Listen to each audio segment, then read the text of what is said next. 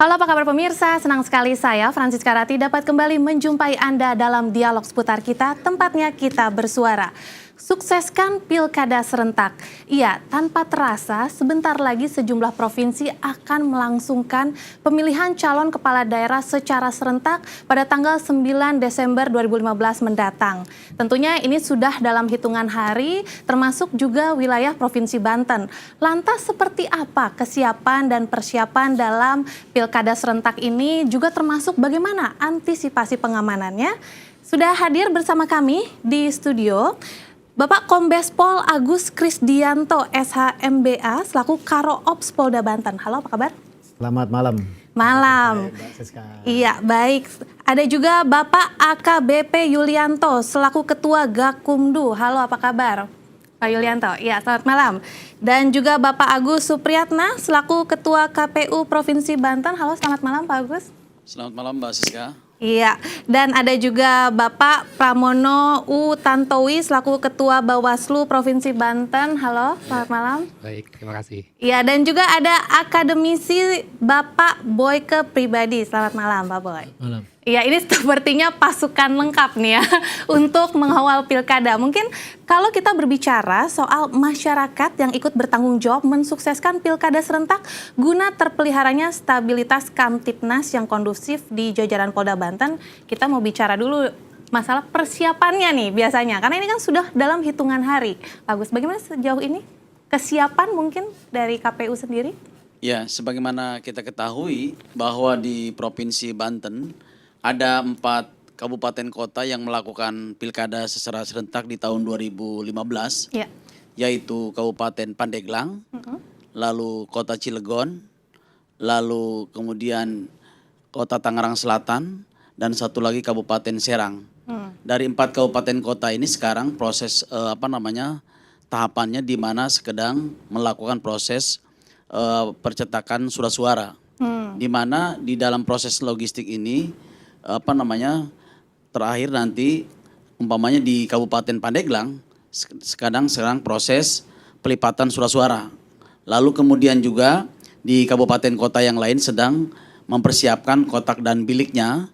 Lalu kemudian nanti tanggal 18 November itu sudah mulai dikirim ke PPK, ke kecamatan logistik itu seperti seperti kotak dan bilik surat suara.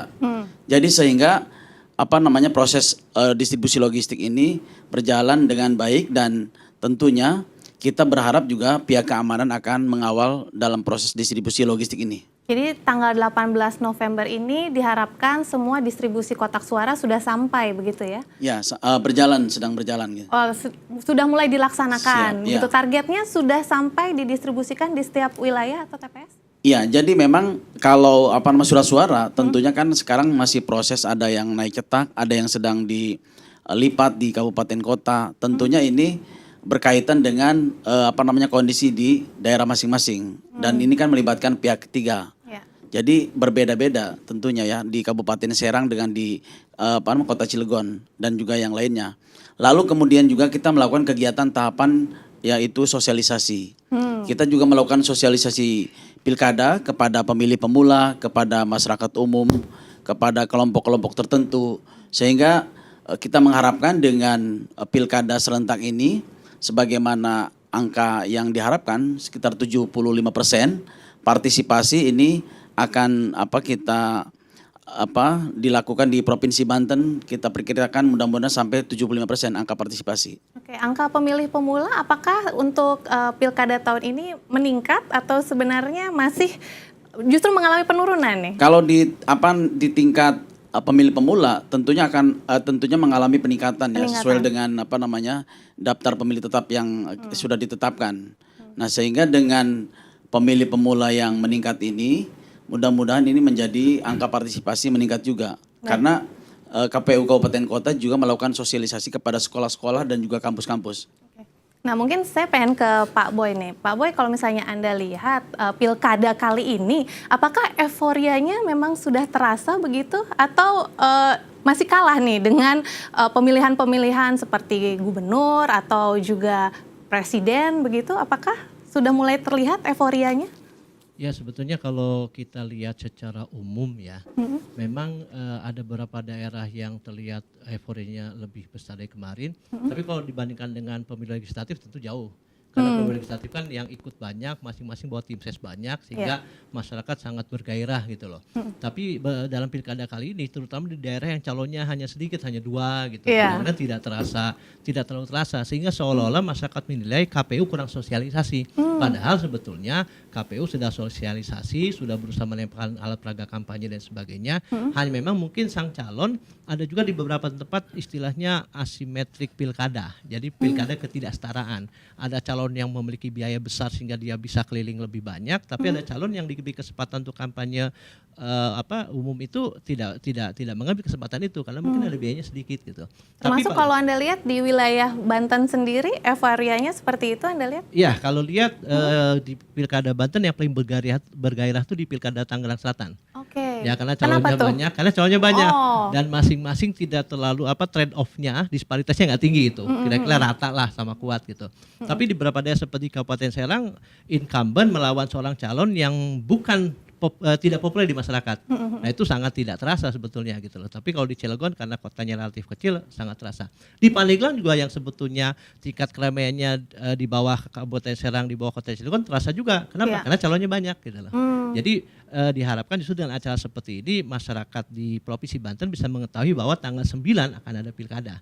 Ya. Jadi orang yang sudah termasuk dalam DPT itu harus memanfaatkan hak suaranya. Ya, tampaknya jadi sebenarnya calon yang mungkin kurang ada pilihan itu jadi salah satu kendala juga begitu kalau dilihat bahwa masyarakat kita akhirnya jadi agak kurang tertarik gitu, antusias. Betul. Okay. Terutama di daerah tadi yang antara calon itu jauh gitu, ada kesenjangan yang sangat jauh. Yang satu adalah incumbent, satu lagi yang tokoh tidak terkenal sama sekali. Sebelumnya juga orang tidak mengenal dia di publik gitu. Nah itulah artinya pertandingan menjadi seolah-olah tidak seimbang. Tapi tetap ini kan demokrasi, hasilnya tidak ada yang tahu sebelum tanggal 9 dimainkan. Oke, kalau misalnya kita bicara sosialisasi sendiri, sebenarnya sejauh ini apakah memang itu sudah sampai ke pelosok gitu, ke daerah? Karena kadang-kadang kalau kita misalnya di lapangan kita ada juga yang nggak tahu ternyata pilkada itu 9 Desember ya. Iya. Kalau saya melihat dari penyelenggara itu sebetulnya mereka sudah bekerja keras. Itu terlihat dari aktivitas mereka setiap hari, memang jarang di kantor juga bagian sosialisasi itu saya lihat di lapangan. Kemudian bisa kita lihat juga banyaknya alat peraga kampanye yang ada di pelosok gitu ya. Meskipun memang ada juga yang hanya satu karena yang satunya dirusak dan sebagainya. Nah penanganan seperti ini memang butuh kerja lebih intens lagi. Tapi paling tidak penyelenggara sudah berusaha maksimal mengadakan sosialisasi dan kita terima kasih juga pada pihak Polda Banten yang ternyata membantu juga sosialisasi ini gitu. Bahkan saya lihat Polda Banten ini sangat aktif, sangat progresif, sangat kreatif mengadakan acara di 3 tempat yang di wilayah hukum Polda Banten, di Kota Cilegon, di Kabupaten Pandeglang dan Kabupaten Serang. Ya, seperti Sarasehan itu. Sarasehan dan bahkan yang dikumpulkan itu tokoh-tokoh provinsi, tokoh masyarakat, baik tokoh agama, aktivis mahasiswa, kemudian juga tokoh politik itu dikumpulkan. Diharapkan dengan melalui sosialisasi seperti ini, orang-orang yang tadi bisa menjadi sebagai agen perubahan bisa ikut mensosialisasikan lagi kepada masyarakat di sekitarnya. Ya. Itu diharapkan. Ya, mungkin kalau kita bicara soal wilayah Polda Banten nih, pasti kalau kita bicara soal pemilihan, lagi-lagi keamanan yang kita perhatikan. Nah, sejauh ini bagaimana persiapan pengamanan untuk pilkada itu sendiri?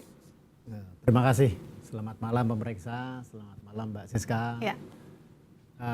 Tentunya Polda Banten dipimpin Bapak Brigjen Polisi Dr. Andes Boy Rapli, Amar MH itu tentunya kita sudah menyiapkan jauh-jauh hari dalam pelaksanaan pengamanan pilkada. Pengamanan pilkada kalau Polda Banten ini karena bukan provinsi berbunyinya wilayah hukum. Wilayah hukum Polda Banten. Karena wilayah hukum Polda Banten itu yang diamankan 3, dia Cilegon, Kabupaten Serang, dan Kabupaten Pandeglang. Dari 3 pilkada yang ada di wilayah hukum Polda Banten, bahwa pelaksanaan pengamanan kekuatan yang diterjunkan Polri 3.011. 3.011. Personil 3.011. Dalam 3.011 itu diantaranya dari jajaran Polda itu Brimob, dari jajaran Sabara, jajaran lalu lintas, dan kita menyiapkan kompi siaga itu 188. Berikut juga Satgas pengamanan pilkada yang dibebekan ke Polres jajaran. Demikian juga Polres menyiagakan personilnya di Polres Cilegon, Polres Pandeglang, dan Polres Kabupaten Serang. Demikian juga Polres Lebak yang tidak pilkada membantu personil pengamanan TPS itu 70. Nah, pengamanan TPS ini tentunya kita Polda Banten dengan kepemimpinan beliau Bapak Boy Rapli sangat insight sekali apa yang disampaikan beliau pengamat tadi kaitannya dengan kita pengamanan selalu mengajak kepada masyarakat. Iya, pastinya kita juga ingin tahu mungkinkah ada titik-titik yang difokuskan yang menjadi titik rawan begitu ya proses pengamanan pilkada, dan apakah sudah ada kecurangan-kecurangan nih menjelang pemilu yang akan kita laksanakan secara serentak nantinya akan kita bahas. Dan pemirsa, kami juga mengundang Anda untuk bisa berpartisipasi bersama kami di sini di 0216307303. Kami segera kembali.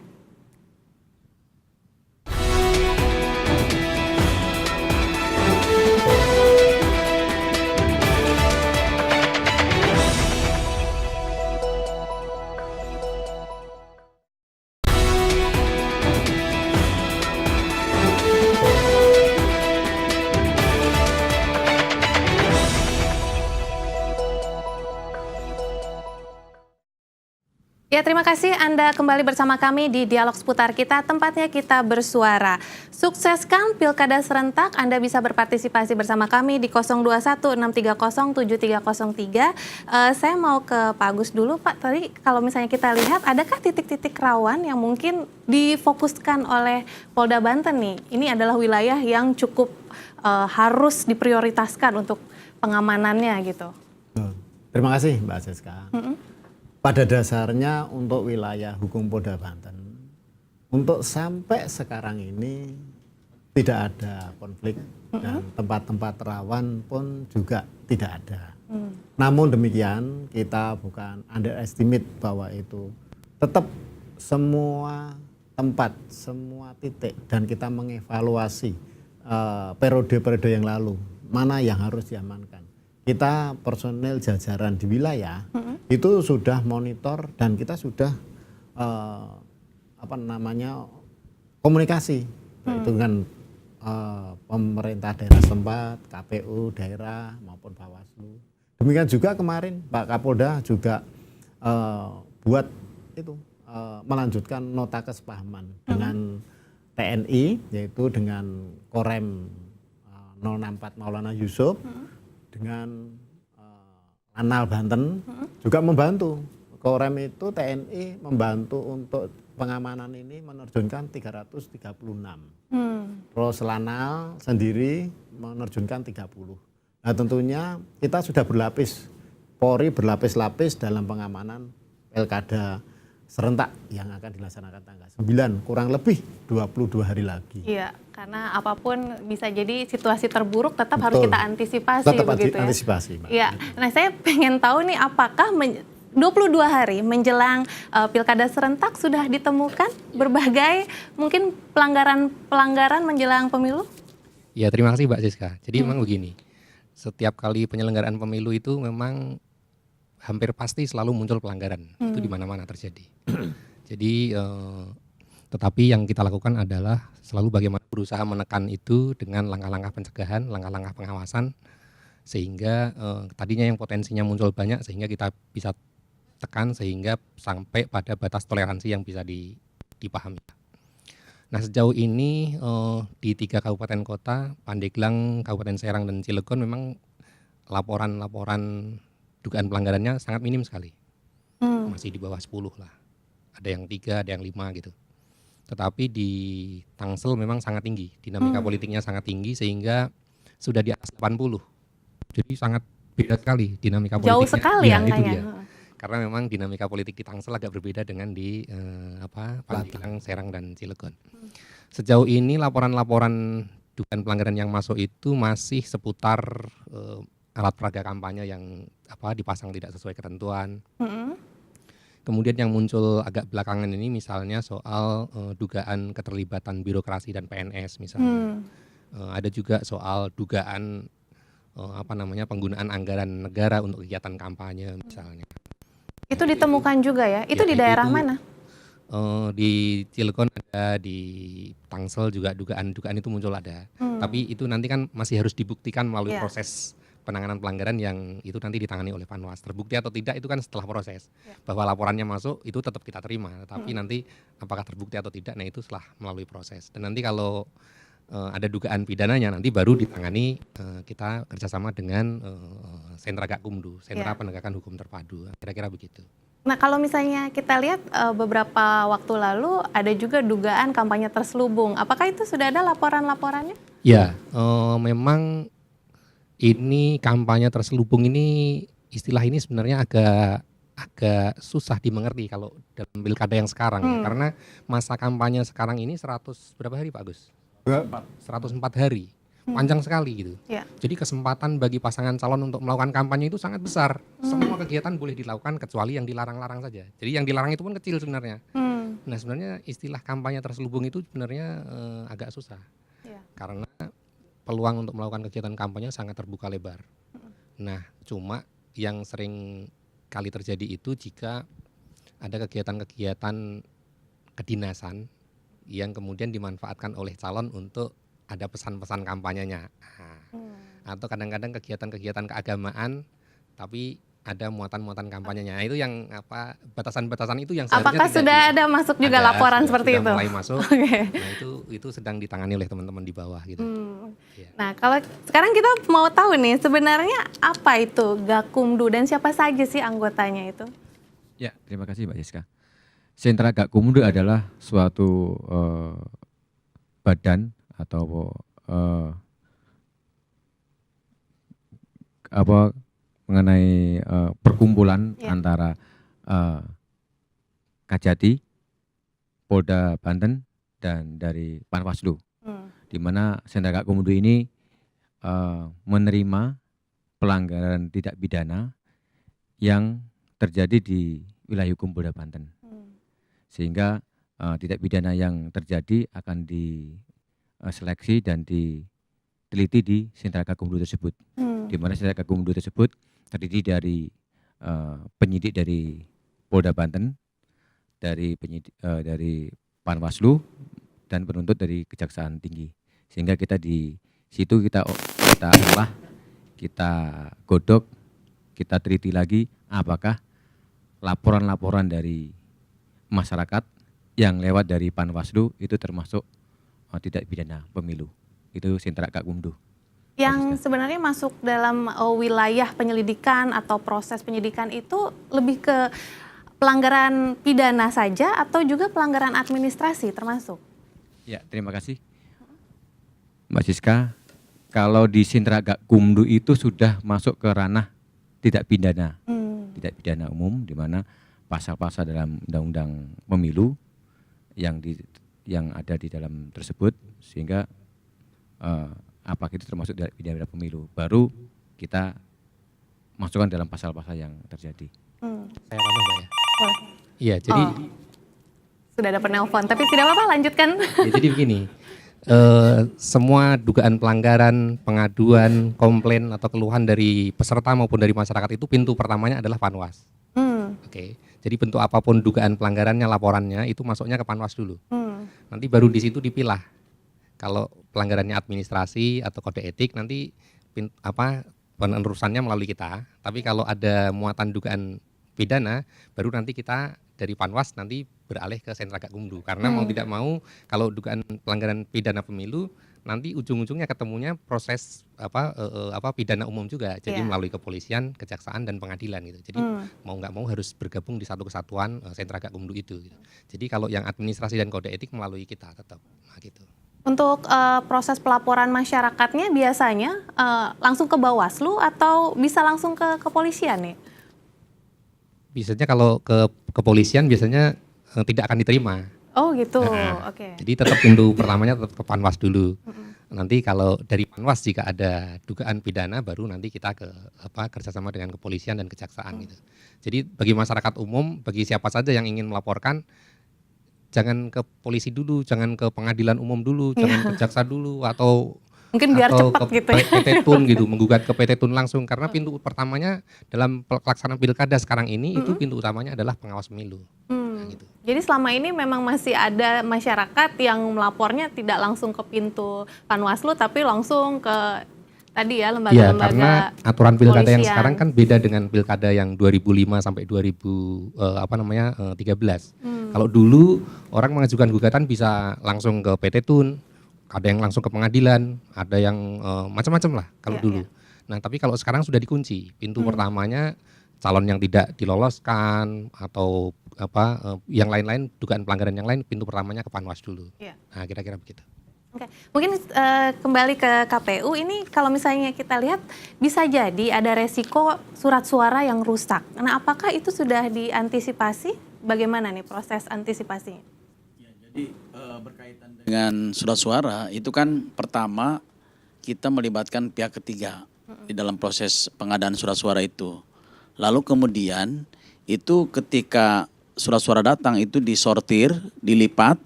Nah di situ tentu ketahuan mana yang rusak, mana yang tidak. Jadi kalau ada yang rusak ketika disortir dan dilipat surat suara itu nanti akan diganti oleh pihak ketiga.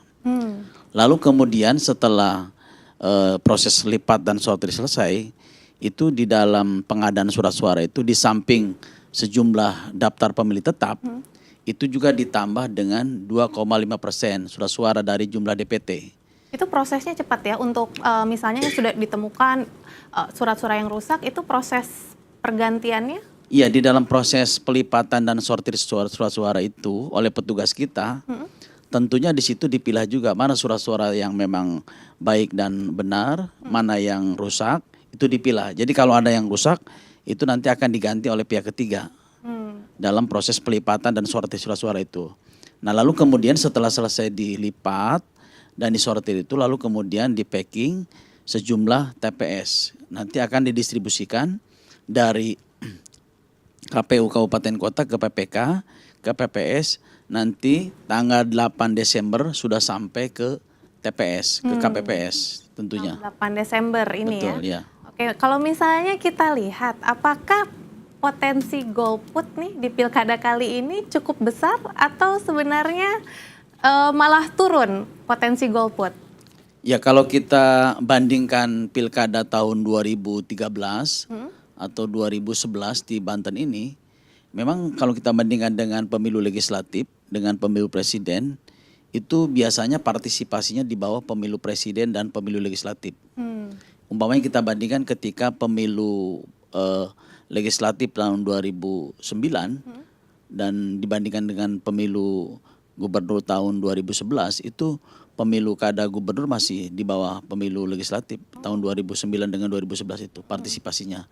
Nah saya kira kita dengan kegiatan ini bagian daripada sosialisasi kepada masyarakat agar masyarakat Banten jangan sampai golput. Ya, itu tetap disosialisasikan terus ya sama Ya, KPU ya. betul. Ya Pak Boy, kalau misalnya kita lihat ini sebenarnya apakah karena memang masyarakat kurang, kalau misalnya bicara soal pilkada begitu, kurang mengenal gitu sang calon yang akan dipilih, akhirnya memutuskan lebih baik saya golput nih. Apakah memang ada fenomena seperti itu? Sebetulnya kalaupun ada, tapi tidak terjadi karena dari calon pasti ada yang terkenal. Dari pasangan calon yang mengajukan itu pasti ada yang terkenal. Karena kan seharusnya calonnya lebih dekat ke masyarakat kan, Iya, karena betul. harusnya mewakili daerah masing-masing, tapi ternyata euforianya tetap kalah dibanding. Ya tadi tuh, jadi ada juga orang yang kadang-kadang melihat pilihan itu sudah tahu sama-sama baiknya, tahu juga buruknya gitu loh. Jadi udah ngapain dipilih juga gitu. Jadi ya itu tadi saya katakan. Kenal luar dalamnya. Iya, gitu. karena dia sudah tahu. Atau Iya. tadi terjadi pada saat pertandingan yang tidak sebanding tadi. Akhirnya masyarakat berpikir, nggak usah ikut milih juga pasti menang si Anu katanya gitu. Ya karena masyarakat sudah timbul semacam apatis gitu.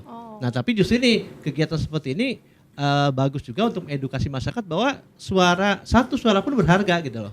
Bisa menentukan masa depan daerah. Nah, itu yang harus kita edukasikan. Jadi jangan sampai suara itu sia-sia. Oke. Karena contohnya juga banyak kasus-kasus penyalahgunaan kertas suara itu ya karena orang malas memilih, banyak golput, kertasnya kosong dimanfaatkan oleh para pelaku yang akan menyalahgunakan kekuasaan. Jadi lebih banyak surat suaranya dibanding pemilihnya. Ya, makanya itu gunakan suara dengan baik gitu. Iya, oke, kita akan lanjutkan sesaat lagi, kita harus break. Dan pemirsa, bagi Anda yang ingin menyalurkan aspirasi Anda bersama kami, langsung saja hubungi kami di 021-630-7303. Kami segera kembali.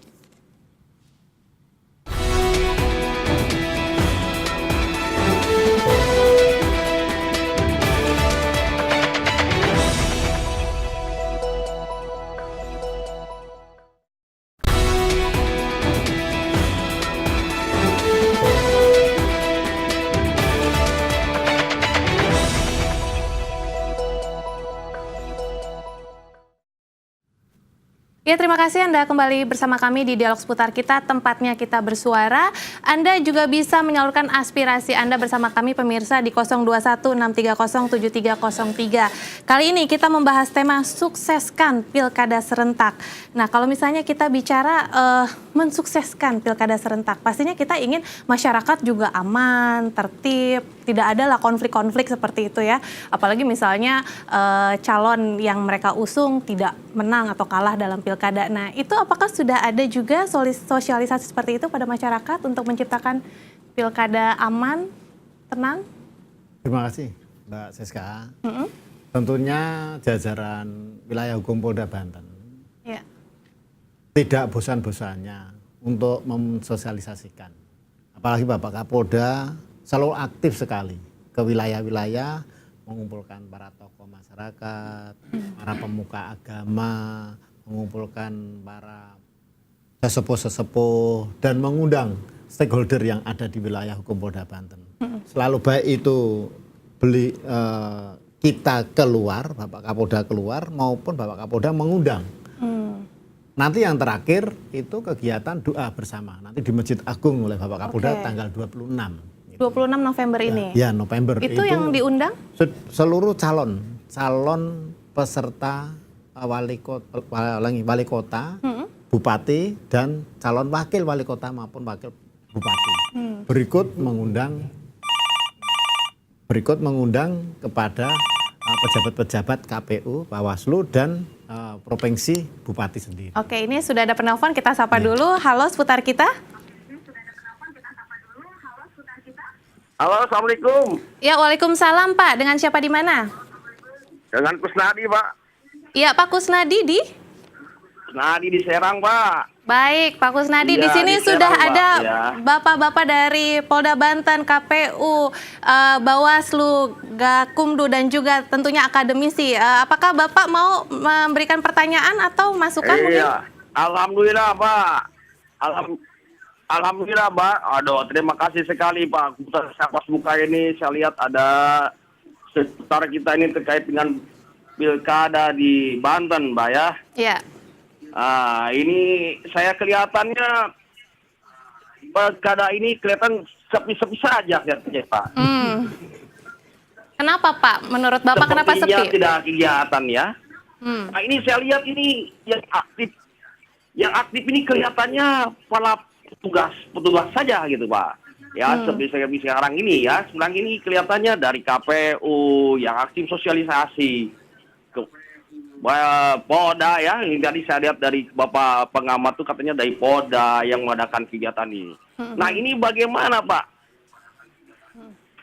Kalau menurut Bapak seharusnya maksudnya masyarakat Pak, gimana? Ya, begini, Pak. Bagaimana? Kelihatannya yang sangat berkepentingan itu kan para calon ini. Tapi kelihatan calon ini seperti dibatasi tuh, Pak. Oh, oke. Seperti dibatasi untuk mau kampanye tuh, masang ini kelihatan sudah seperti dibatasi. Nah, ini kelihatannya ya sudah ada sedikit bagaimana ya kurangnya keterbukaan gitu, Pak. Okay. Ya, ya itu mungkin saya ingin masukannya supaya bagaimana ya saya harapkan Ya, baik. kegiatan ini ya khususnya pilkada di bawah ini sukses lah. Ya. Saya yakin dan percaya, apalagi sekarang ini kelihatan sudah pada duduk bersama ini loh. Iya. Ya, aparat Sudah siap ya, Pak ya? KPU -nya siap. Oke. Aduh, akademisinya yang mantap gitu ya. Iya. Sudah siap yang itu. Ya, Baik, saya baik. berterima kasih lah. Iya. Tapi tolong itu bagaimana mencikapinya itu. Berilah kesempatan para calon-calon ini untuk bisa lebih aktif gitu, Pak. Oke, baik, kita akan segera tanggapi. Semuanya ya. Ya, Oke, terima kasih. Assalamualaikum. Sukses Waalaikumsalam. untuk selalu untuk bapak-bapak semua. Iya. Nah, mungkin ke KPU dulu nih. Bagaimana? Sepertinya mungkin itu salah satu kenapa euforianya tidak terasa karena masyarakat jadi tidak tahu nih, ini beneran nggak sih ada pilkada? Mungkin jadinya seperti itu ya, karena seperti tidak ada kampanye atau apa ya? Apa terkait aturan baru atau bagaimana? Ya, Mbak Sika, sebagaimana kita ketahui bahwa pilkada sekarang berbeda dengan pilkada sebelumnya ya. Ya. Kalau pilkada sekarang itu, pertama alat peraga kampanye itu dibatasi. Jadi seperti spanduk, baliho, ya, umbul-umbul, ya, stiker dan yang lainnya sekarang dibatasi. Kalau dulu kan setiap calon itu bebas memasang di mana-mana. Jadi sekarang itu dibatasi dan pemasangan alat peraga kampanye juga ditetapkan oleh KPU. Lalu pasangan calon tidak boleh memasang alat peraga kampanye sekarang. Kalau dulu kan di mana pasangan calon bebas memasang. Kalau sekarang pilkada sekarang di Undang-Undang 8 tahun 2015 tidak boleh mereka masang. Jadi semua alat peraga kampanye diadakan dan dipasang oleh KPU. Itu yang pertama. Lalu yang berikutnya sekarang mereka juga kegiatan rapat umum dibatasi. Rapat umum itu hanya sekali untuk pilkada bupati dan wali kota. Kalau dulu kan bisa sampai 3 kali di lapangan kampanye itu, sekarang hanya 1 kali. Lalu yang berikutnya calon itu tidak boleh kampanye di di koran maupun di TV, di radio yang dilakukan oleh mereka. Ya. Tapi hanya dilakukan oleh KPU. Nah, KPU kabupaten kota sudah melaksanakan dialog debat publik di TV ya. Itu agar masyarakat tahu tentang visi misi calon. Lalu juga kegiatan kampanye rapat umum nanti juga akan dilakukan. Memang kalau Untuk kita sosialisasi mungkin dari pasangan calon, nah sebetulnya karena harusnya kan ibaratnya calon pemilih sebenarnya ingin mengenal siapa calonnya. betul harusnya ini kan kampanye kan relatif panjang ya, hampir 104 hari ya. Kampanye dalam bentuk rapat terbatas ya. Mereka dengan cara belusukan ke masyarakat sebetulnya harusnya dimaksimalkan, tapi kelihatannya memang betul apa yang sampaikan tadi pemirsa itu. Di mana pilkada ini agak senyap gitu ya. Iya. Di mana pasangan calon lebih diam, kurang agresif seperti dulu Jadi ya. kesannya ini ya, para petugas justru yang sibuk sendiri, Betul. tapi pasangan calonnya malah tidak ada Iya. gaungnya begitu. Nah, tapi kita punya optimisme besar ya pilkada ini dengan pengaturan yang kampanye relatif bagus, kampanye yang relatif tidak amburadul. Dulu kan sangat amburadul ya pemasangan. Itu jangankan di mana-mana, di pohon aja banyak alat peraga kampanye dulu. Tapi sekarang kan tidak ada sekarang. Ya. Jadi kalau penataannya itu sudah bagus, tapi memang sekarang kelihatan calon agak relatif kurang agresif untuk mensosialisasikan mereka gitu. Baik, mungkin ke Pak Boy ini apa yang jadi alasan mungkin calon kurang agresif begitu? Sebetulnya saya pikir mungkin Pak Kusnadi ini tinggalnya bukan di Tangerang Selatan mungkin ya. Karena kalau saya lihat Tangerang Selatan itu para calon rajin tuh keliling-keliling. Ya, mungkin Atau dengan sumber daya berbeda-beda, yang ada mungkin di- Tangsel Mungkin berbeda. Oh. Tadi tergantung apa yang saya katakan tadi, bagaimana sumber daya yang dimiliki oleh calon. Oh, oke. Kenapa? Karena memang walaupun alat peraga dibiayai oleh KPU, kemudian tidak boleh kampanye di TV radio, tapi kan sebagai bentuk sosialisasi harus keliling-keliling belusukan.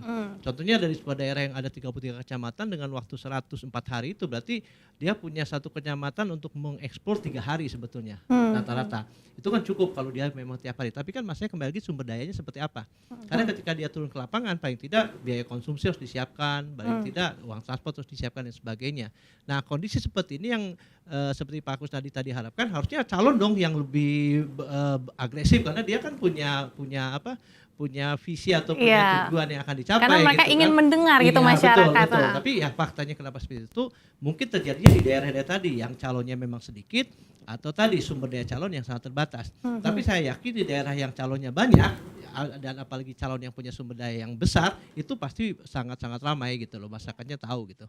Karena apa, bentuk iklannya bisa jadi bukan memang iklan kampanye tapi iklannya seperti dia mengadakan acara apa di bentuk pemberitaan gitu. Pemberitaan di koran walaupun tidak bentuknya iklan iklan mengatakan visi misi, tapi ketika dia berkunjung apa, meresmikan apa di media massa ada, dan tim suksesnya akan menegaskan bahwa orang ini calon bupati loh. Gitu. Ya. Gitu kira-kira. Apakah mungkin ada adanya temuan pelanggaran begitu yang jadi ketakutan nih, takutnya nanti diproses gitu? Jadi sebenarnya begini Mbak, kalau kita lihat kampanye-kampanye pemilu selama ini itu sebenarnya ramainya itu hanya ramai secara visual Mbak. Ramai hanya di permukaan yang kelihatan oleh mata. Ya. Balihonya di mana-mana, spanduknya di mana-mana. Di pohon itu penunggunya bukan lagi jin demit, tapi penunggunya adalah pasangan calon. Gitu, nah itu menurut saya kampanye yang tidak sehat karena tidak mendidik masyarakat untuk mengenal calonnya, hanya kenal fotonya. Ya. Nah harusnya masa kampanye yang panjang 100 hari lebih itu bukan untuk memperbanyak spanduk, memperbanyak baliho, tapi untuk memperbanyak calon turun ke bawah ketemu masyarakat langsung. Sosialisasi. Dari situlah sebenarnya kesempatan masyarakat untuk mengenal pasangan calon itu, visi misinya, kepribadiannya, bagaimana apa yang dia mau setelah nanti akan menjabat gitu. Itu sebenarnya. Jadi kalau sekarang sepertinya ini pilkada kok sepi-sepi saja, itu sebenarnya memang aturan menghendaki metode kampanye yang berbeda. Iya. Kampanye yang bukan hanya visual tapi kampanye yang betul-betul dialogis, ketemu di bawah langsung ketemu dengan pemilihnya.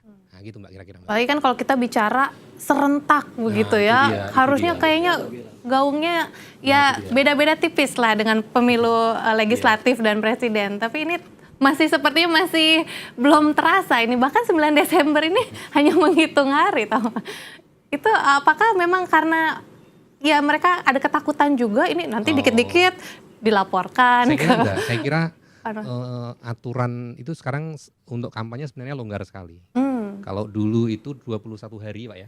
21 hari itu dibagi misalnya 5 pasangan calon atau 4 pasangan calon, itu satu calon hanya kebagian 4 hari masa kampanye. Sekarang enggak. 100 hari lebih itu digunakan semuanya sebebas-bebasnya.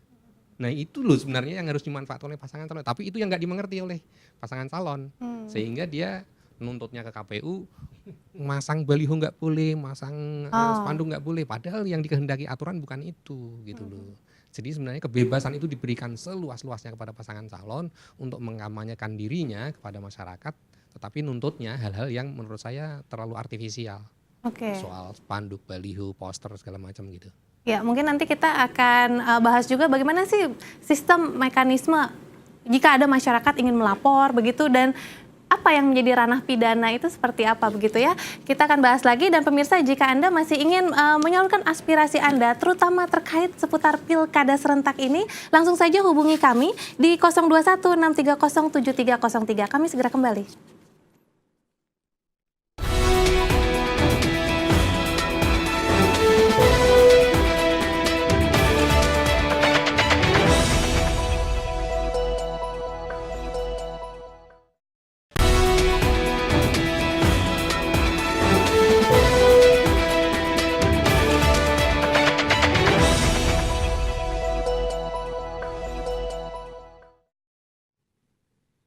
Ya, terima kasih Anda kembali bersama kami di Dialog Seputar Kita, tempatnya kita bersuara.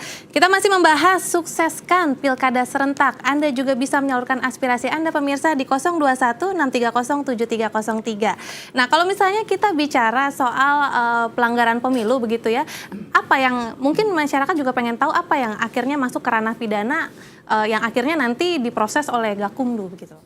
Terima kasih Mbak Jiska. Jadi Sentra Gakumdu itu kita menunggu laporan dari Panwaslu. Ya. Jadi dari Panwaslu sehingga masyarakat yang mengetahui adanya tidak pidana baru melaporkan ke Panwaslu dulu. Di mana Panwaslu itu punya waktu 3 hari. Apakah peristiwa atau tidak pidana atau kejadian tersebut atau kasus tersebut masuk ranah menjadi tidak pidana pemilu. Ya. Sehingga dari waktu 3 hari ini kita dibahas apakah ada barang buktinya, saksinya siapa, terus korbannya siapa, itu semua dibahas dalam Panwaslu. Kemudian Panwaslu kalaupun itu ada unsur pidananya baru diserahkan ke Sentra Gakumdu. Di Sentra Gakumdu itu ada dari jaksa, ada dari kepolisian, ada dari Panwaslu sendiri. Di situ kita bahas kalau umpamanya itu ada tidak pidananya, makanya kita akan bikin laporan polisi ke Gakum Polda atau di Polres. Ya. Di situ kita bahas punya waktu 7 hari. 7 hari untuk proses tersebut. Kemudian baru kemudian ada laporan polisi apakah itu tidak pidana. Pasal yang ada adalah dari pasal 177 sampai 198. Oke. Itu kalau misalnya kita lihat jika memang ada indikasi gitu ya dugaan ini sudah masuk pelanggaran pidana kan akan diproses oleh Gakumdu. Nah, bagaimana dengan sang calon yang diduga itu? Apakah sanksi terberatnya seperti apa? Apakah dia tetap bisa menjalankan proses pilkada atau bagaimana? Ya, memang dalam pemilu ini kan ada beberapa jenis pelanggaran. Ada pelanggaran pidana, ada pelanggaran administrasi, pelanggaran kode etik. Ya. Nah, kalau sebuah peristiwa itu bisa berdimensi tiga-tiganya, tapi bisa hanya salah satu saja. Nah, kalau soal apakah peristiwa pidana kemudian ada implikasi kepada kepesertaan suatu pasangan calon itu berarti harus sebuah peristiwa itu harus melingkupi pidana tapi ada juga administrasi karena pembatalan itu adalah sanksi administrasi. Oh, oke. Nah gitu. Jadi sanksi administrasi itu bukan hanya soal peringatan tapi juga sampai ke arah pembatalan. Nah itu ada beberapa klausul yang jika itu terpenuhi baru bisa dilakukan pembatalan itu ada. Tapi kalau hanya beberapa peristiwa yang lain kebanyakan itu hanya pidana murni saja, pidana pemilu saja. Jadi tidak semua dugaan pelanggaran itu berimplikasi pada pasangan calon sehingga sampai terjadi pembatalan. Kalau misalnya terjadi pengubahan perolehan suara di TPS misalnya, ya yang pelakunya itu saja yang diberi sanksi, kemudian perolehan suaranya kemudian diperbaiki, kan selesai. Jadi pidananya pelakunya diproses melalui Gakumdu, administrasinya perolehan suaranya diperbaiki. Jadi itu juga bagian dari pemulihan secara administrasi. Nah, kira-kira gitu. Oke, jadi sebenarnya untuk si calon pasangan ini sendiri meskipun sedang ada proses tapi dia tetap tidak ada masalah ya, ibaratnya tidak didiskualifikasikan atau apa. Tidak. Oke, nah kalau misalnya kita lihat nih dari KPU sendiri, kira-kira terobosan apa yang masih dilakukan KPU agar mungkin pilkada serentak ini lebih menggeliat? Ya, kita kemarin melakukan kegiatan sosialisasi tidak hanya dalam bentuk tatap muka, umpamanya di Tangerang Selatan dalam bentuk panbaik dengan sepeda santai dengan melibatkan masyarakat, lalu juga dengan kegiatan Car Free Day, ya melibatkan masyarakat umum untuk pilkada ini bukan hanya milik KPU dan Panwaslu dan yang lainnya, tapi juga masyarakat. Lalu kemudian juga ada kegiatan kita jalan santai, ya. Itu kegiatan-kegiatan yang memang dilakukan untuk menarik simpati masyarakat. Ada juga pentas seni budaya, ya. Lalu juga ada festival musik, ya. Itu sudah dilakukan semua oleh KPU? Ya, ada yang sudah dan ada yang sedang itu. Umpamanya yang festival musik nanti di Cilegon akan dilakukan. Kapan itu rencananya? Itu tanggal 26 di Cilegon itu kegiatan festival musik band ya. Jadi dan kalau di situ apakah calon-calon pasangan ini juga diikut sertakan, dilibatkan atau hanya khusus? Iya, umpamanya Car Free Day dan juga Panbaik kemarin melibatkan juga para calon dan tim sukses. Jadi mereka boleh mengikuti kegiatan itu dan juga masyarakat umum. Jadi memang sekarang ini masyarakat kalau umpamanya kegiatan-kegiatan di tempat-tempat tertutup boleh berkampanye di situ. Iya, bukan. Mereka bukan kampanye tapi kita ingin mereka mengajak masyarakat untuk menggunakan hak pilihnya gitu. Kalau kampanye tentunya ada kegiatannya, debat kampanye dalam visi misi gitu ya. Dalam bentuk kampanye di TV gitu. Kalau ini kegiatan sosialisasi bentuknya. Gitu. Jadi sudah ada terobosan-terobosan sebenarnya. Betul, ya dari KPU. Nah kalau misalnya dari pengamanannya untuk Polda Banten sendiri, apakah ada pengamanan khusus bagi para pasangan calon atau tidak ada? Ada, Mbak. Jadi setiap calon itu kita amankan, yaitu ada pengawalnya langsung. Ada jadi ya? Ada, baik itu calon bupati maupun calon wakil bupati. Jadi seperti PAM-VIP kan gitu.